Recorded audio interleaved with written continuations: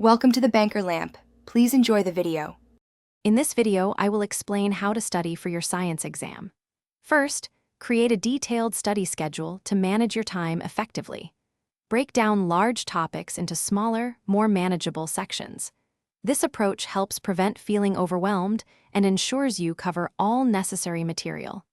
Identify key concepts and areas where you might need extra focus, perhaps by reviewing past quizzes or assignments. Prioritize these challenging subjects to maximize your study efficiency.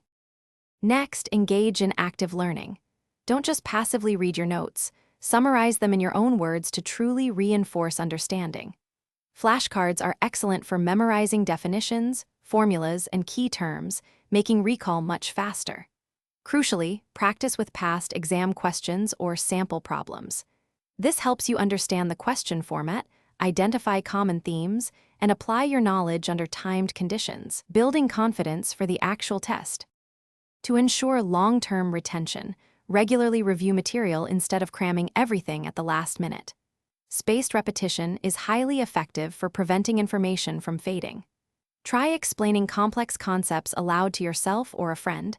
If you can teach it, you truly understand it. Forming a study group can also be beneficial, allowing you to discuss challenging topics, clarify doubts, and learn from different perspectives, making your study sessions more dynamic. As exam day approaches, prioritize getting a good night's sleep for optimal performance. A well-rested mind is crucial for recall and critical thinking. Also, remember to eat a balanced meal before your exam to maintain steady energy and focus throughout. Avoid heavy, sugary foods that can lead to a crash. And speaking of freshness, life's too short for a stinky car. Grab Little Tree's black ice. You can find a link for that, along with other great deals, in the description below. Stay calm, trust your preparation, and do your best. Thanks for watching. If this was helpful, leave a like and consider subscribing. See you next time.